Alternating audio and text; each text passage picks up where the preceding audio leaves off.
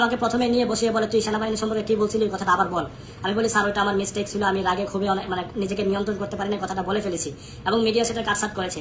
আমি এর জন্য অনুতপ্ত, আমি লজ্জিত, আমি ক্ষমা চাইতে রাজি, মুসলেখা দিতে রাজি। তবে আমাকে বারবার বলে, তুই কি বলছো সেটা খালি আরেকবার বল। এই কথা বলেই তারা আমাকে মারতে থাকে, কলারে ধরে আমাকে টেনে নিয়ে এসে আমাকে আমার ফ্ল্যাটের 2টা রুম, অপর পাশের যে রুমটা সেই রুমে নিয়ে যায় এবং সেখানে নিয়ে গিয়ে তারা আমাকে বেধড়ক পেটায় এবং তারা আমাকে ধরে মুখে থাপ্পড়। আমি ধন্যবাদ দিচ্ছি আমাদের সেনাবাহিনীকে, সাইফুল ইসলামকে চুপ লিং পং শব্দটা মার্কেটে চলে করার জন্য। আমি একটা ভিডিও বানাইছিলাম, আপনাদেরকে শোনাচ্ছি, সাইফুলের মুখেই শোনাবো। তবে এইখানেও সে অনেকগুলো মিথ্যা কথা বলছে, যেগুলো তার বর্ণনার সাথে সেনাবাহিনীর মায়ের এটা কেমন হয়, এটা মোটামুটি যারা খাইছে 2-4টা আমরা দেখছি অনেকেই ওইরকম বোঝা যায়। কিন্তু এই সাইফুল যে বক্তব্য দিছে, আবারও সেনাবাহিনীকে নিয়ে মায়ের একটা খাইছে বোঝা গেছে, তবে একটু বাড়াইয়া বলছে। সেনাবাহিনী যদি তোমার মতন সাইফুল ইসলামকে ধরে সুলডিট মুডি কইরা তোমারে খুঁজা পাওয়া যাবে না। সেনাবাহিনীকে কুকুর বলা খেয়াল আছে তো? ব্যারিস্টার ফুয়াদ মনে করছিল, ব্যারিস্টার ফুয়াদও আমাদের সেনাবাহিনীকে নিয়ে এরকম অশ্লীল মন্তব্য করছেন। তবে উনি ব্যারিস্টার ফুয়াদ, সম্ভবত সেনাবাহিনী ভয় পায়, ওনারা কিছু করে না। যাই হোক, সাইফুল ইসলামরা করছে অন্তত রাস্তার টোকায় ফাঁকায় যারা আছে, তারা যারা সেনাবাহিনীকে নিয়ে মন্তব্য করে তাদের জন্য সাইফুল ইসলামের মুখেই শুনুন, সেনাবাহিনী যদি ধরে তাহলে কিভাবে মারে। আসুন। এবং আমাকে উপর করে আত্মপক্ষের সমর্থন টাইপ যে একটা শোয়ানো আছে স্যালেন্ডার, সেই শোয়ানোতে অবস্থায় রেখে তারা আমাকে উপর করে শুয়ে দিয়ে আমার বুট দিয়ে আমাকে পাড়ায়, আমাকে লাথি দেয়, আমাকে বসায় রেখে আমাকে একদম কিল খুশি যেভাবে পারে তারা আমাকে বেধড়ক পেটানো শুরু করে এবং আমাকে উপর করে শুয়ে দিয়ে তারা আমার নিতম্বে পর্যন্ত একাধিকবার পেটায়। আমি তাদের আঘাতের কারণে চিৎকার করতে থাকি, তারা আমার মুখ চেপে ধরে এবং বলে যে কোনো ধরনের চিৎকার করবে না, চিৎকার করলে তোকে শেষ করে দিব। এবং নিশ্চয়ই শুনেছেন আরো লম্বা চূড়া বর্ণনা, আমি আর এদিকে গেলাম না। তবে সাইফুল ইসলামরে যে থেরাপি দেওয়া হয়েছে, এরপর সে বিষয়টা বলছে তার ভুল হয়ে গেছে। যেহেতু সে ভুল হয়ে গেছে বলছে, তো সেই ক্ষেত্রে আমিও ক্ষমার পক্ষে। নিশ্চয় সেনাবাহিনীও তাকে ক্ষমা করছে, কারণ নাইলে তো তারে খুঁজে আবার টেলিভিশনের সামনে এসে অথবা ফেসবুকে বক্তব্য দেওয়ার জন্য খুঁজে পাওয়া যেত না। দোষটা আসলে টোটালি এদের না।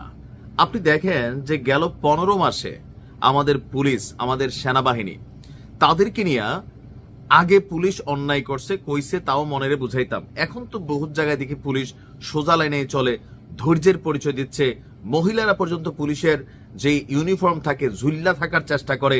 হ্যাঁ, এরপর হোয়াট দ্য ফাক কি এগুলো ইংরেজি, যেহেতু ইংরেজিতে বলছে সঠিকই বলছে, তাই না? তো এরকম অনেক শব্দ ব্যবহার করে। ডিসি মাসুদের মতন ধৈর্যশীল মানুষও আমি এখন দেখছি। তো এরপরে ওইগুলা বাড়ার মূল কারণ হচ্ছে, যেমন এই ছেলেটা নিয়ে যখন কথা বলছি, তখন আমি এবি পার্টির ফুয়াদ ভাই খুবই ভালো বক্তা, এবং কি ওনার এক সময় আমি ভক্তই ছিলাম এক ধরনের, এত সুন্দর কথা বলতো, এখনো বলে।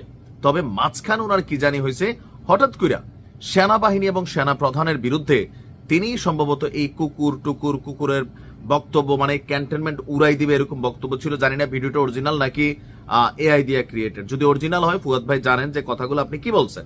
তো উনি যখন বলছে এই কথাকার কোন সাইফুলের মতো কাইফুল, আরো আছে মাইফুল, আরো আছে বিভিন্ন পাকিস্তানি ফুল। তো এরা এই যে ধরেন দীর্ঘদিন যাবৎ বাংলাদেশে অনেক কিছু এরা করতে পারে না, সেনাবাহিনীকে নিয়ে কোন একটা টু শব্দ করলে বুটের নিচে ফালাইয়া তেনা তেনা করে ফেলবো, এটা এরা জানে। তো অদ্ভুত একটা পরিস্থিতি তো এখন চলছে কম বেশি। তো এই কারণে এরকম সাইফুলের মতন ব্যাংক যারা, তারাও ঠ্যাং মেলে আর সেনাবাহিনী সহ পুলিশদেরকে নিয়ে নানান ধরনের মন্তব্য করে। আর দায়ভারটা কিন্তু কোথাও না কোথাও ফুয়াদ ভাইয়ের, কারণ উনি যখন বলছেন তখন এটা নিয়ে সেনাপ্রধান থেকে কেউই কোন রকম রিয়েকশন দেয় নাই। তো এই কারণে বললাম, আসলে আইন তো সবসময় বড় লোকের উপর দেওয়া যায় না, আইন হয় গরিবদের জন্য। সাইফুল অন্যায় করছে, তার সমালোচনা করছে, তার নিয়ে যদি বাটাম দিয়ে থাকে আমরা মনে করি এটা পারফেক্ট আছে, কিন্তু সেও কিন্তু গরিব কোথাও না কোথাও। যার কারণে আমিও চাইছি তার বিচার। আমি মনে করি যেটা করছে ভালোই করছে।